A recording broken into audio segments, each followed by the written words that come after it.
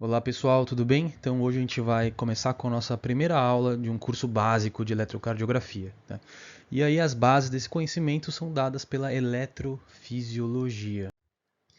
Então, na verdade, a gente precisa começar a pensar a respeito do qual que é o objetivo primário do coração, né? Na verdade, se trata de uma bomba. Essa bomba tem duas cavidades superiores, duas cavidades inferiores. É necessário que as cavidades superiores, que são os átrios, se encham de sangue. Posteriormente, abre-se as válvulas, enche de sangue o ventrículo e depois vai para a circulação sistêmica. Então, para que ocorra essa coordenação mecânica, por detrás disso é necessário uma coordenação elétrica. Então, é importante que a gente comece estudando o sistema de condução. Veja, então essa organização contrátil ela é baseada primeiro no nó sinusal, que é o nosso marcapasso. Então é um amontoado, pequeno amontoado de células especializadas, são células nodais, que conseguem ter uma capacidade de autodespolarização. Então elas vão se autodespolarizar, enviar um sinal através de feixes rápidos, que são feixes internodais, tá? Que estão aqui dentro do átrio direito, feixe internodal anterior, médio e posterior, que vão se unir aqui no nódo AV. A gente tem também um feixe especializado que percorre diretamente para o átrio esquerdo, para que esse processo de ativação ocorra de forma praticamente síncrona. E aí o átrio direito, um pouquinho antes do átrio esquerdo, libera o estímulo e permite então a contração sincronizada. Logo que chega no nódo atrioventricular, essa é uma estrutura muito especializada, capaz de causar um atraso no sinal elétrico. Então ele tem uma função de causar um atraso para que os átrios se encham de sangue e contraiam, e aí em seguida enchem os ventrículos e depois o ventrículo consegue bombear. Então esse timing, esse atraso necessário para que ocorra essa coordenação mecânica é feita pelo nódulo atrioventricular. Além de atrasar, também tem uma função de filtro, né, uma espécie de filtro elétrico, para que não seja qualquer estímulo que desça para os ventrículos. Isso poderia ocasionar então uma espécie de uma bagunça, uma arritmia, caso qualquer estímulozinho descesse para os ventrículos. Então a gente tem aqui, na verdade, um ânulo fibroso, que é uma estrutura fibrosa isolante, que está isolando os ventrículos dos átrios. E o único ponto que permite a passagem do sinal elétrico é justo essa estrutura que está localizada ali no meio das válvulas, né? Lembrar que, assim como o nódo sinusal, ela também possui uma capacidade de autodespolarização. Não é o nosso marcapasso natural, mas pode sim assumir essa função de marcapasso em situações especiais. E por fim, a gente tem um sistema de His-Purkinje, então o feixe de His, que são fibras de condução muito rápidas, que vai se dividir no ramo direito e no ramo esquerdo, e depois as fibras de Purkinje, que vai se espalhar pelo nosso miocárdio. Logo em seguida, é importante que a gente pense a respeito da célula, como ela vai se comportar do ponto de vista elétrico para que esse estímulo seja gerado e transmitido. Então, para isso, eu já vou começar a citar com vocês aqui como é que funciona a célula miocárdica e a célula especializada. Veja, essas células elas são naturalmente polarizadas. Graças à ação de uma importantíssima bomba, que é a bomba de sódio-potássio ATPase, essas células elas se tornam naturalmente polarizadas em seu estado de repouso. Portanto, elas são positivas no exterior e negativas em seu interior. Isso quando está dentro de um equilíbrio, de um silêncio elétrico. Veja, assim que a primeira célula se autodespolariza, ela torna o seu exterior negativo e o seu interior positivo. E essa autodespolarização ela é espraiada, ela é espalhada para as outras células de uma forma bastante especializada através de gap junctions, que são pequenas junções aqui, canais iônicos entre as células, que permite então que esse sinal se espalhe. Então é importante você imaginar que no momento que você tem a despolarização, você está olhando as células de cima, por fora. Né? Então você tem na sua frente ainda o sinal, na sua frente ainda as células polarizadas, então uma massa de células positivas no seu exterior, e atrás de você, onde o sinal, onde as células já se despolarizaram e a corrente elétrica está percorrendo, Atrás de você, uma massa, um rastro de células que são negativas porque já estão despolarizadas. Quem é que vai trabalhar com esse processo? Tá? Isso que é super importante. São alguns canais específicos.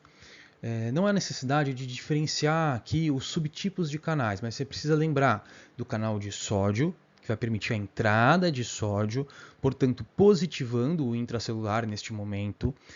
Outro canal super importante são os de cálcio, que permite a entrada de cálcio, também positivando o interior da célula. E por fim, os canais de potássio, que permite a saída de potássio, portanto a saída de uma carga positiva.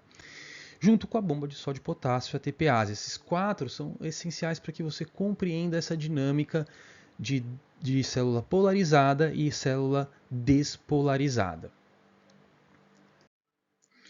E aqui tudo começa então com potencial de repouso. Então a bomba de sódio, potássio, a TPase, ela está lá constantemente trabalhando. E qual que é o trabalho dela?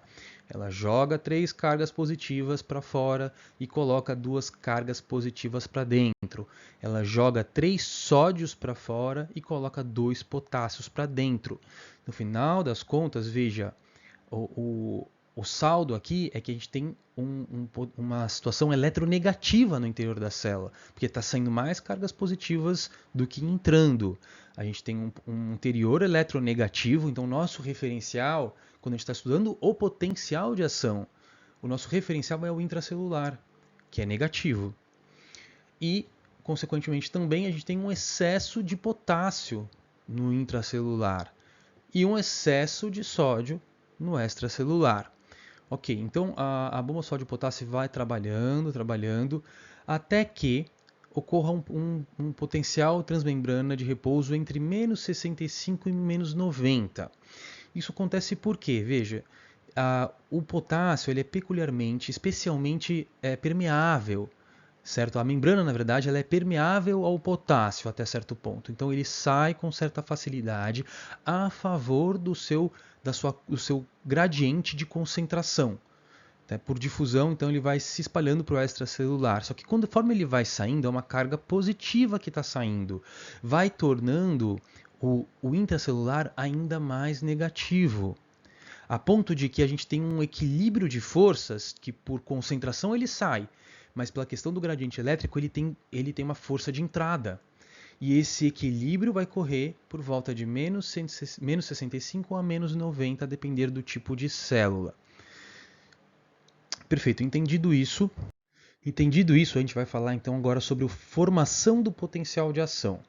O que é o potencial de ação? É a inversão de um estado antes negativo no intracelular para um estado positivo do intracelular. Então, algumas células elas são aquelas células especializadas, células nodais, que têm a capacidade de se tornarem um marca-passo. Então, lembra do nó sinusal. São células que têm capacidade de autodespolarização. E a gente consegue representar o comportamento elétrico da célula em si através de um gráfico na abscissa do tempo, na ordenada das milivoltagens. A gente percebe que tudo começa com o ambiente no interior da célula eletronegativo, tá? Então dividido em 3 fases. Fase 0, despolarização. Fase 3, repolarização. E fase 4, repouso elétrico.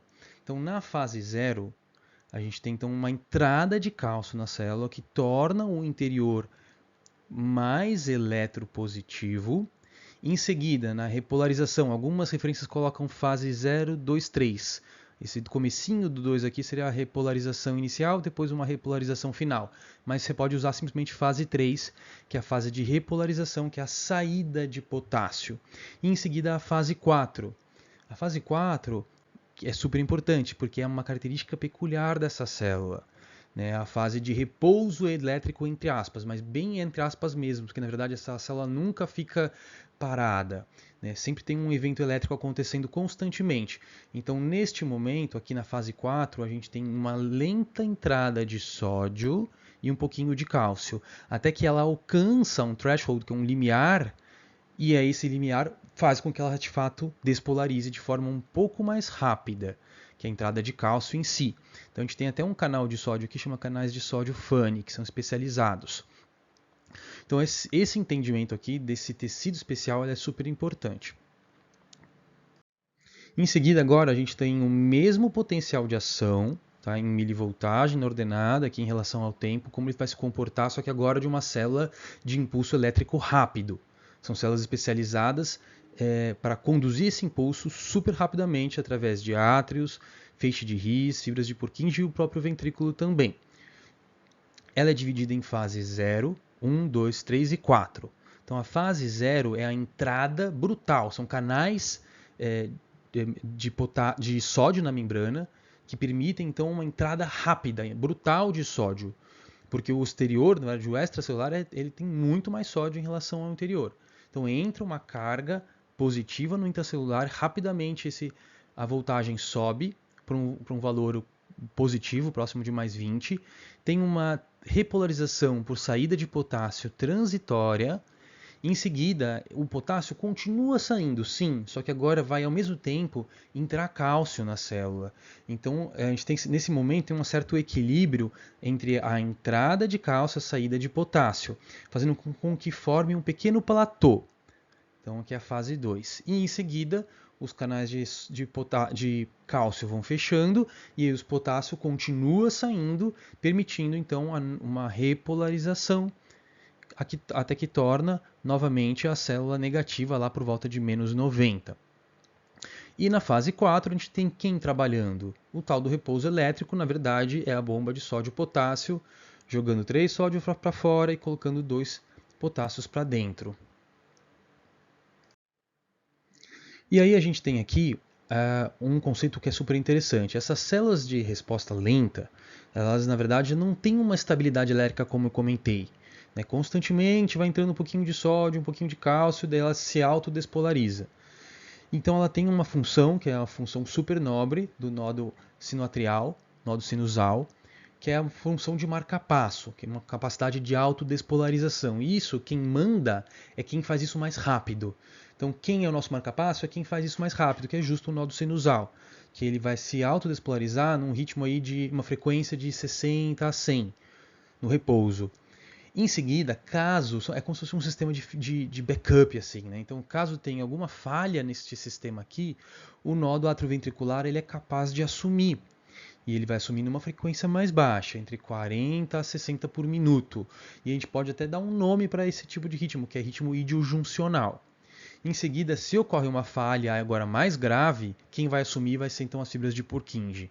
Aí o problema é mais embaixo porque é uma frequência de escape aí que pode oscilar entre 8 e 40, dependendo da referência, isso varia, mas aí então é já uma bradicardia muito mais importante e a gente pode chamar isso de ritmo idioventricular. E aí vem um conceito super interessante, né? Como é que a gente vai linkar a questão do potencial de ação de uma única célula com a contração do miocárdio. Então veja, a gente tem que lembrar da importância do cálcio para que ocorra a contração dos miócitos, perfeito? E em que momento que a gente tem uma entrada de cálcio mais relevante nesse tipo de célula? É na fase 2 de platô. A gente tem aqui então cálcio entrando na célula e um pouquinho de potássio saindo e fazendo aquele equilíbrio. Na hora que entra este cálcio na célula, veja, ele vai se ligar ao retículo sarcoplasmático, que tem uma capacidade de liberar muito mais cálcio, e aí permitindo então uma interação com a troponina, com a actinamiosina, e aí finalmente a gente tem aquele processo de contração dessas duas proteínas. Então aqui a gente tem esse link da excitação, contração. Tem alguns detalhes, claro que você tem receptores de ranodina que alguns detalhes, o sarcolema, que é a membrana do cardiomiócito, tudo, mas eu não vou entrar nesse tipo de detalhe.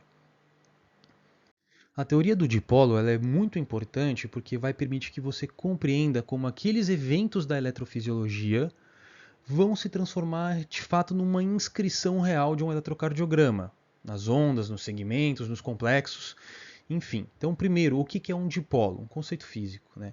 É um sistema formado por duas cargas de mesmo valor, porém com polaridades opostas, ou seja, uma positiva, outra negativa, separadas por uma distância qualquer. Ok, então pensa lá na célula. Primeiro, todas as células em silêncio elétrico polarizadas. Seu exterior positivo, seu interior negativo. De repente, uma delas, com a capacidade de autodespolarização, torna o seu exterior negativo. Em seguida, passa isso para a próxima, e para a próxima, e para a próxima. E aí você tem uma massa de células que estão o quê? Com seu exterior negativo. Em volta delas, uma massa de células que tem o seu exterior positivo. E aí você tem então na superfície celular a formação de um dipolo, uma porção negativa, uma porção positiva. E isso forma então um fluxo de elétrons. E esse fluxo de elétrons, ele se traduz por um vetor. E esse vetor ele sempre vai apontar para as cargas positivas, para o lado das cargas positivas. Então está em verde aqui o vetor dipolo, apontando para as cargas positivas. Então, na despolarização, o vetor vai apontar para a carga positiva. Na repolarização, esse fenômeno ele é inverso. Ok? E aí a teoria do dipolo vai se conectar com o registro do eletrocardiograma. O que o ECG, na verdade, o que ele faz? É uma máquina que consegue aferir as resultantes vetoriais em cada momento de ativação do miocárdio, desde o átrio até o ventrículo, até a sua repolarização, formando então ondas, intervalos e segmentos. E o que é uma derivação de um eletrocardiograma? É um eixo formado por dois eletrodos, um negativo e o outro positivo. E a derivação ela vai ser capaz de aferir esses diferentes potenciais, esses diferentes vetores resultantes dos potenciais que vão se formando ao longo do tempo. Então, na verdade, a gente pode considerar o eletrodo positivo como um olho elétrico, um sensor elétrico. Então, qual que é a regra prática? Quando a resultante vetorial apontar para o eletrodo positivo, o registro gerado no eletrocardiograma será uma onda positiva. Então, isso é super importante. Aqui a gente tem então os dois eletrodos, a derivação aqui e o vetor. O vetor apontando para o eletrodo positivo. Então, a gente vai ter o quê? Uma ondinha positiva. E aqui a gente tem então a tradução desse conceito. Veja, a regra é: o registro será positivo quando o eletrodo positivo enxergar o vetor se aproximando dele. Então, o registro, que são as ondas então positivas, por exemplo, uma onda P.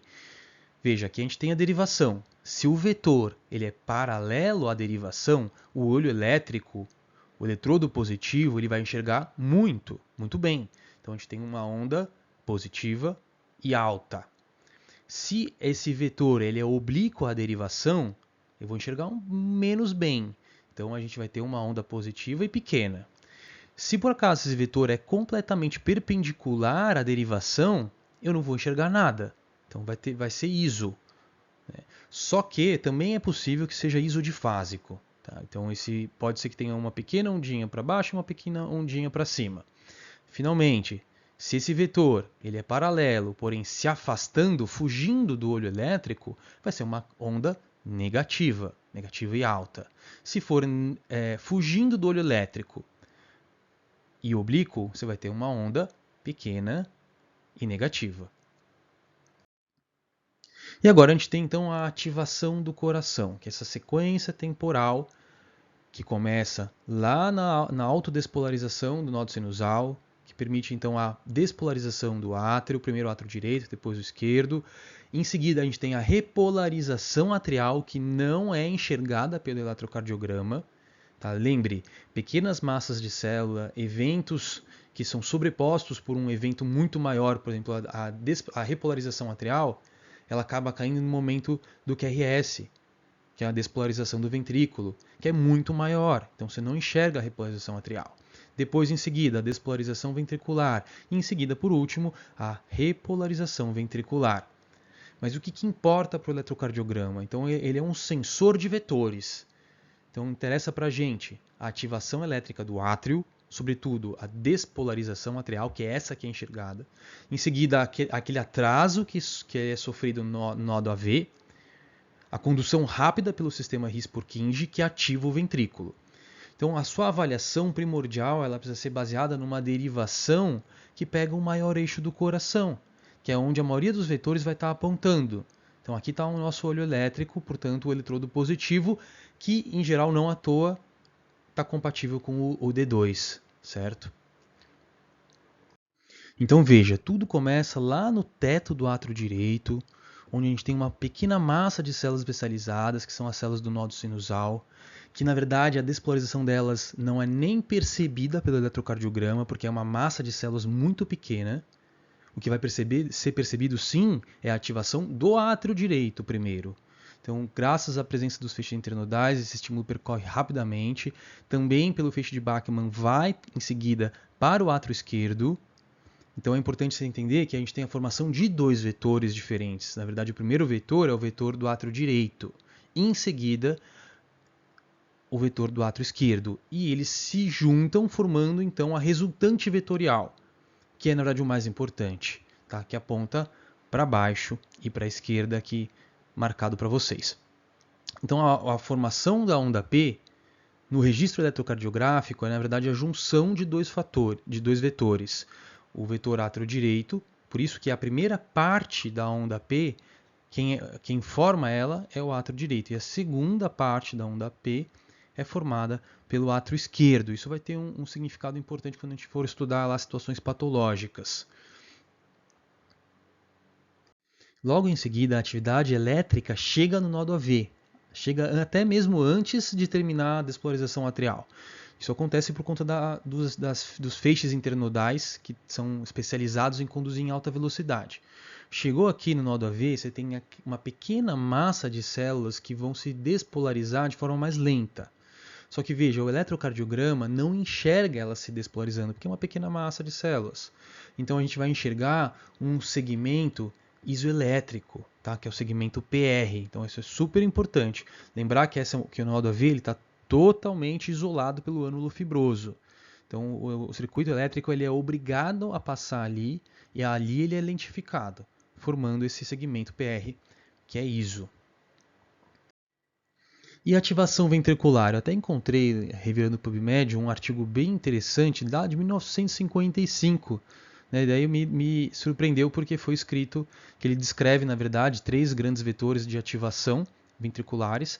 Foi escrito por ninguém mais, ninguém menos do que Dante Peñalosa e João Tranchese, que são 2 estudiosos importantíssimos. E aí o que acontece? Né? Passou pelo feixe de His. Então o estímulo agora vai descer para um sistema especializado. E conforme ele vai descendo, você tem a ativação em diferentes momentos do ventrículo, começando pelo vetor septo médio. Tá? Lembrar que a gente tem ali a divisão do ramo direito e o ramo esquerdo, só que o ramo esquerdo ele é um pouco mais espesso, é um pouco mais rápido, então vai descer um pouquinho primeiro por ele. Então o septo ele vai ser, na verdade, ativado predominantemente da esquerda para a direita. Então o vetor septo médio, olha só, aqui em azul escuro, ele está apontando um pouco para frente, para a direita e para baixo, por conta dessa característica. Depois a gente tem um segundo vetor, que aqui nesse artigo, por exemplo, em muitas referências nem cita, que é o vetor septo baixo, que aponta para frente, para a esquerda e para baixo, esse aqui. Em seguida a gente tem o mais importante dos vetores, o maior deles, que é o vetor da parede livre do VE, que graças à configuração de como o coração está dentro da caixa torácica, ele vai apontar para a esquerda e um pouco para trás, tá? E por fim, o último vetor, que é o vetor da parede basal, né? Então a gente tem a porção apical e o basal aqui próximo dos átrios. E essa despolarização então vai apontar para trás e para cima. E aí em seguida a gente tem a repolarização ventricular. Veja, o QRS é a despolarização. Terminou o QRS, já começa a repolarização ventricular. Mas veja, o começo da repolarização é uma pequena massa de células também que está se repolarizando no comecinho. Então, na verdade, a gente vai ter um novo segmento isoelétrico, que é o segmento ST. E o ponto de junção da despolarização com a repolarização, o ponto de junção do fim do QRS e o começo do segmento ST é o ponto J. Isso é um ponto super importante de se saber, porque a gente vai avaliar ele em diversos contextos patológicos. E a gente tem então esse segmento que já está tendo algum tipo de atividade, mas não é captado pelo eletrocardiograma, que é o segmento ST. Então a gente já está aqui na repolarização e depois finalmente o que a gente conhece como onda T, que é de fato a repolarização ventricular. Veja, eu falei lá para vocês que a repolarização, o seu vetor, ocorre de forma oposta ao da despolarização. Porém, aqui no ventrículo, devido a diversos fatores, algumas hipóteses relacionadas ao tipo de perfusão do endocárdio, que é do epicárdio para o endocárdio, que acumula mais potássio, enfim, não importa. O que você tem que saber? Aqui no ventrículo, o vetor de repolarização ele vai apontar para a mesma direção do vetor de despolarização. Então está aqui em amarelo apontando para cá. Então, no final das contas, o que vai acontecer? O QRS vai ter a mesma orientação da onda T. Isso, via de regra, na maioria das circunstâncias de fisiologia normal. E depois, no final de tudo, a gente tem um resquício de repolarização, que é a onda U. Tá atrelada provavelmente à repolarização de algumas áreas do subendocárdio e das fibras de Purkinje. E é isso aí, pessoal. Espero que tenha ajudado. Forte abraço.